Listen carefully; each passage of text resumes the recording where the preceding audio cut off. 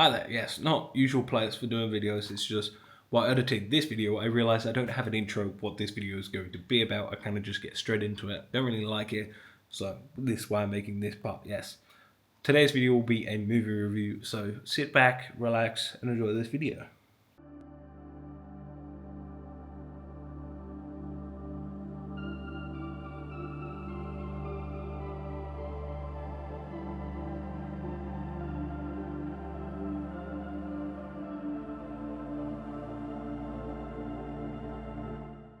So the film review I'm going to be doing today is Obsession. Yes. Now I really like this film. I wasn't going to do a film review on it because I couldn't really think of anything that I didn't not enjoy about this film. But my friend recommended I should do it, so let's get on it, shall we? So Obsession is directed by Curry Baker, who I didn't realize was a YouTuber. A lot of YouTube directing films nowadays, which is awesome. Also seems to be horror related as well. Because Obsession, The Backrooms, also Markiplier with Iron Lung. I know Jacksepticeye is doing a Bloodborne. I don't know if Bloodborne's considered horror, but I'll still give it a watch because it's Jacksepticeye. So yeah, the plot of Obsession is there's a bear. Yeah, you've got the main character Bear who has a crush on Nikki, another character, and doesn't have the courage to actually ask her out. So then it gets to a point where Nikki calls him up and was like, "Oh, I lost a necklace." So he was like, "Oh, this is my time. I'm gonna buy her a new one."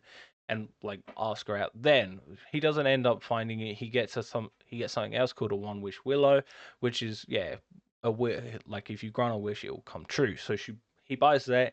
He goes to plan it, but never actually gives it to Nikki and gets afraid. And then he opens up and uses it on himself. And he's like, I wish Nikki would love me forever. And that's where it starts to get weird. I also forgot to mention, yes, I like how they tell us how Bear will die at the very end of the film by showing us what happens at the start. Yes, I love a good motif. Also, yeah, spoilers for this as well. Yeah, Bear comes home at the start of the film to find his cat is dead. The cat got into his cabinet and had a bunch of sleeping pills. But then later on, with Bear and Sarah again in the car, Bear mentions that he could drug Sarah's dad. I have the sleeping pills at home. And then at the very end of the film, while he's locked in the room, yeah, trying to figure out what to do, he finds his sleeping pills and was like, there's two ways that it can go. He'll, yeah, he can kill Nikki, which he probably won't, or he can kill himself.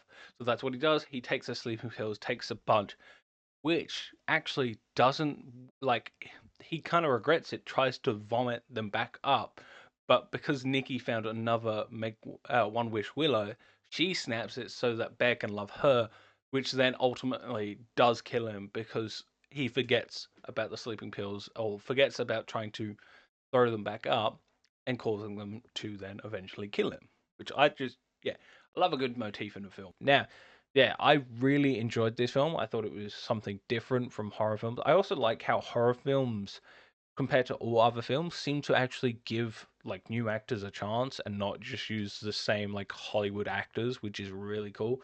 Now, the reason I actually watched this is because I saw a clip of the diner scene between Bear and Nikki. Bear, I love you so, so, so, so, so much.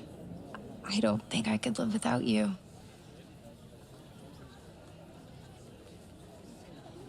You love me more than anyone in the world?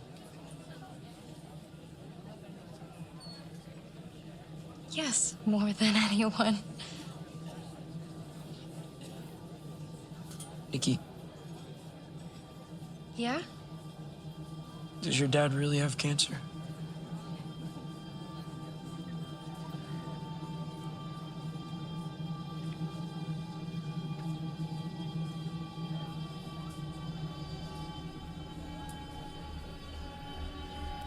No. No, no, no. What? No, no, no, no, no, no, no, no, Nikki, don't do that! I thought we were having a nice date! We are. Sit Why down. does it matter? I thought we were having a nice We are. date! We are. It's okay. We are. We are. And I was like, oh, this is intriguing. Wait, I've seen the actress who plays Nikki before, and I saw her in Superman and Lewis. So I was like, oh yeah, I'll give this a watch. I know of her, so yeah, I'm sure it'll be good because she seems like a great actress. So then I did, and it was great. Now I will say, I think this is more me than the film, but like when it came to jump scares and like the death scenes, I kind of knew they were coming. I predicted them. There was one death scene that I knew was coming, but it was still a cool death, which is between Bear and Sarah, his other friend, and she's got a letter to a college that she applied for, and she was like, "Do you want to open it together?" And just before they were going to open it, Nikki comes out of nowhere, smashes her hand through the car window with a brick, and gets Sarah's head and just smashes against the brick. I Yeah, as soon as that scene came on, I knew Nikki was going to come and kill Sarah, but it was still a cool death, I will say. Yeah, it was overall. It's just a really interesting kind of film. Like obviously, and there was a bit where she's asleep, and this was before Bear goes to see Sarah. You can hear the real Nikki talk because like the demon or whatever is possessing her to like Bear is asleep. So Nikki, the real Nikki, can actually speak, and she's like, "Yeah, Lee, can you just kill me, or yeah, can you do whatever? Just let me be. I don't like this anymore." And there's a bit where she's like, "We were never in a relationship," and then Bear's just like, "Oh, yeah, Bear is kind of an awful person when you think about it, because he did this to her and does nothing after all the signs that this is bad. He still carries along with it."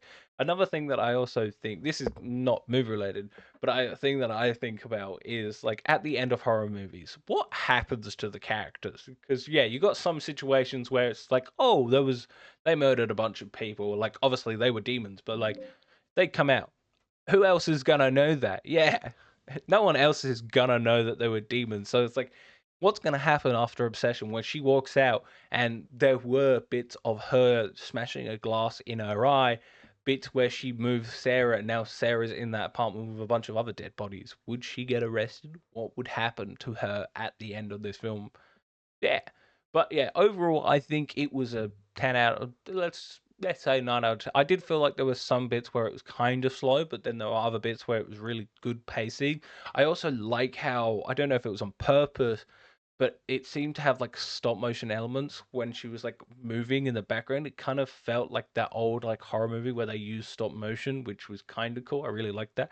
I also noticed, I don't know if this also meant to happen, but I've noticed there was some comedic timing in it. Like it kind of was funny in certain scenes. I don't know if that was meant for that to actually happen. It also seems to be a reoccurring thing that I've noticed in horror films. Like obviously you had Barbarian, and that was kind of funny. Weapons, also another bit where it was funny. This has some funny moments in it, which yeah, like seems to be some comedy route like coming through in horror nowadays, which is interesting. Yeah, it's a thing that I wouldn't associate together. So it's kind of cool that it kind of blends in really well with some of these films that have used it.